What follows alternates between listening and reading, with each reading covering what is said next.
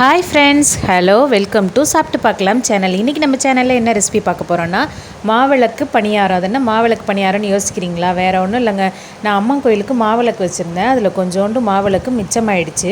இப்போ இருக்க பசங்கள்லாம் எங்கெங்கே மாவிளக்கு சாப்பிட்றாங்க?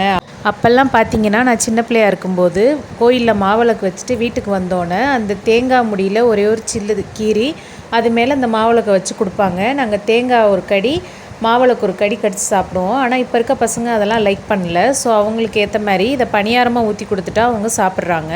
இந்த பணியாரம் ரொம்ப டேஸ்ட்டாக இருக்கும். நீங்கள் இதை ஒரு தடவை ட்ரை பண்ணி பாருங்கள், சூப்பராக இருக்கும். இப்போ வாங்க அது எப்படி செய்கிறதுன்னு சொல்லிட்டு வீடியோக்குள்ளே போய் பார்த்துடலாமா? இப்போ நான் ஏற்கனவே சொன்ன மாதிரி நான் சிகப்பரிசியில் மாவிளக்கு வச்சுருந்தேன். இது பார்த்திங்கன்னா மீதமான மாவிளக்கு. இந்த மாவிளக்கு நான் எப்படி செஞ்சேன் அப்படின்னா, சிகப்பரிசியை 1.5 மணி நேரம் ஊற வச்சு நிலக்காய்ச்சல காய வச்சு அதை மிக்சியில் கொஞ்சம் கொரப்பாக அரைச்சிட்டு அது கூட ஏலக்காய் தூள், வெல்லம் சேர்த்து பிசைஞ்சு வச்சுருந்த மாவு. ஸோ அதனால் நம்ம இதில் வேறு எதுவுமே சேர்க்க தேவையில்லை. தண்ணி மட்டும்தான் நம்ம ஆட் பண்ணி அதை கை வச்சு நல்லா கரைச்சிக்க போகிறோம், கட்டி இல்லாமல்.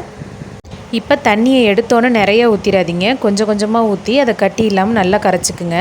இப்போ இந்த கன்சிஸ்டன்சிக்கு கரைச்சிக்கணும். நான் கை வச்சு தான் கரைச்சேன். இப்போ பாருங்கள், இந்த கன்சிஸ்டன்சி கரெக்டாக இருக்கும். அப்போ தான் உங்களுக்கு மாவா பணியாரம் இல்லாமல் நல்லா வெந்து வரும்.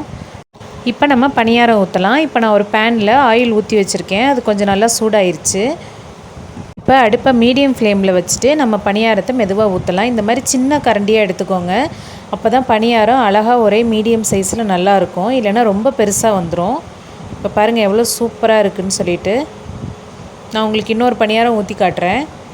நல்லா புசு புசுன்னு வருங்க, பூரி மாதிரி நல்லா சூப்பராக வரும். பசங்களும் நல்லா விரும்பி சாப்பிடுவாங்க. இது மாவிளக்குன்னு சொன்னிங்கன்னா உங்களுக்கு தெரியாது. இப்போ நான் 2வது பணியாரம் ஊற்றுறேன் பாருங்கள்.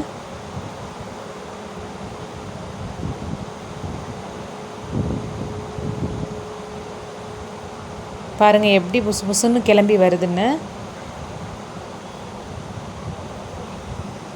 இப்போ அப்படியே நம்ம மெதுவாக திருப்பி விட்டு எடுத்துடலாம். திருப்பி விட்டதுக்கப்புறம் ரொம்ப நேரம் வேக விடக்கூடாது, 2 செகண்ட்லேயே எடுத்துடணும்.